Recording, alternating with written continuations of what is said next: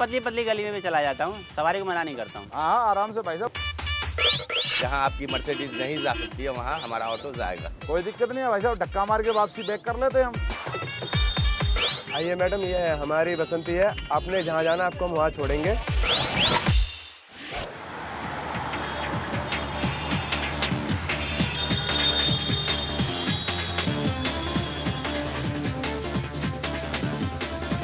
Thank you. I love riding in auto rickshaws, but probably the biggest frustration for me is that you always have to barter and haggle just to take a ride. But today on Unicorn, we're featuring a startup that aims to disrupt the three-wheeler transport segment. Now, let's be honest, it's a really disorganized space, but this venture sees potential, and so they're adding some organization to the chaos.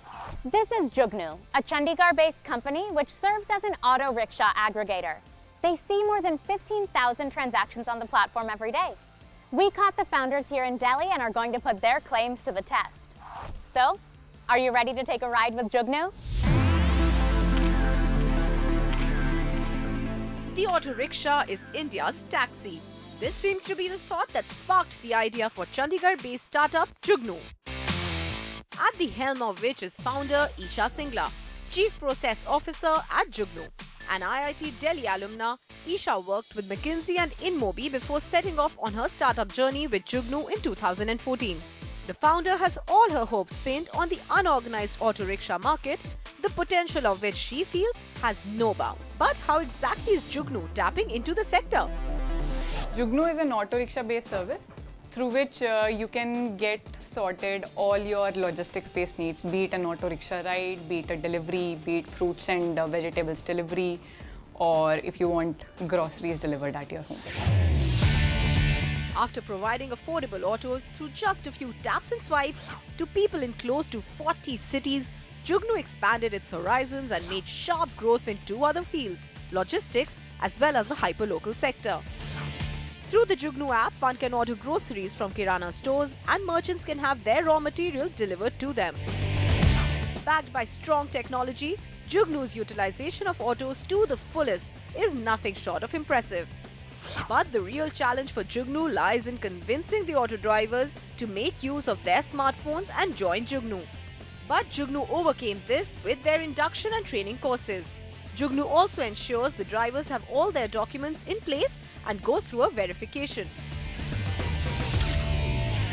In India, there are around 50 lakh auto drivers, and the average utilization that they have is around 30%. So right now they're not able to get the rides. And if you look at an auto rickshaw, so there's so much space and so much more that he can transport in an auto, and at the same time they are available, like they're spread across the city.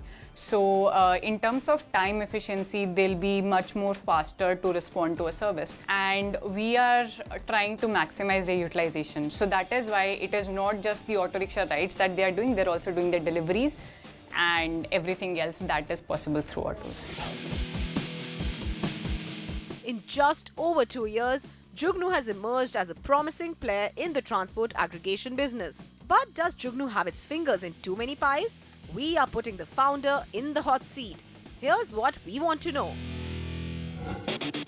What is Jugnoo's business strategy? Jugnoo also competes with India's leading unicorn, Ola, which has Ola Auto. How will it fight the competition? What incentive does Jugnoo offer the auto rickshaw drivers who sign up on the platform? Jugnoo aims to streamline and bring together this very disorganized system of auto rickshaw drivers. How do you do that? The way we get them on board is you should just try it out. Whenever you're sitting idle, you don't have any passengers. So you just turn your Jugnoo on, and in case you get any rides, so just take them. And eventually they stop taking any street-hailed rides and just ride with Jugnoo. So that sounds like a good reason for auto drivers to get involved. What about riders? How do you convince them to download the app? So the first ride is generally, either it's a user-to-user referral when they have a 50 rupees credit in their account and they just want to try it out. Or sometimes whenever they are in a need and they don't want to walk long distances to find an auto, and want to just get an auto at their pickup location and without any hassles of bargaining or checking with the driver whether he'll go to their drop location or not. So these are the two main reasons. Now, Jugnu has competition in India's ultimate unicorn, Ola. And Ola has an Ola Auto function. How do you plan to compete against that? Auto drivers never feel a connection with Ola because they do also have their taxi segment. And whenever auto driver gets to know about it, they're always thinking that, Ola is always going to prefer giving the users to the taxi segments rather than an auto segment. So that's why, they never feel a connection. And because of this, they do not have a large supply of auto drivers, due to which their quality of service that they are able to provide to the users is also not that good. It was so great to meet the founder of Jugnu today, and one thing is clear, she's extremely aware of the ground realities that face auto rickshaw drivers. I think that their USP, especially as they face off against Ola Auto, is going to be the fact that they have a presence in smaller cities. But we have used the app and it does still have some kinks, so we hope that in the future they can sort of sort all those bugs out, and we wish them the best. That's what I think. Let's hear what the mentors have to say about this. Meet Girish Shivani, the Executive Director and Fund Manager of Your Nest Angel Fund. He works hands-on with startups and has a strong experience in fund management and equity research. He has an eye for emerging trends in the startup space and is known to call a spade a spade. Meet Padmaja Ruparel, the dynamic and outspoken president of one of the world's largest group of business angels, Indian Angel Network. Under Padmaja's leadership, IAN has gathered over 100 stellar companies in its portfolio that span 7 countries. She knows a good idea when she sees one. Jugnoo is a very interesting startup. I think I was very thrilled by it. Somehow the name itself gives you that feeling of very passionate entrepreneurs. There is really a need. I think there's a need from 2 perspectives. One is availability, but more importantly, price. We've seen them scale up. We've seen them do some very interesting stuff on the auto side when people were focused on cabs. One advice to Jugnoo would be to not really go overboard as on the customer acquisition side of it and not burn too much money just acquiring customers, because at the end of the day, retention is a much bigger challenge in a segment like this, and especially in a community which is more price conscious. We often hear that India will be home to the next Silicon Valley, perhaps in Bengaluru, which serves as a hub for so many innovative startups. But I can't help but wonder, are Indian startups really garnering enough attention and investment from across the ocean?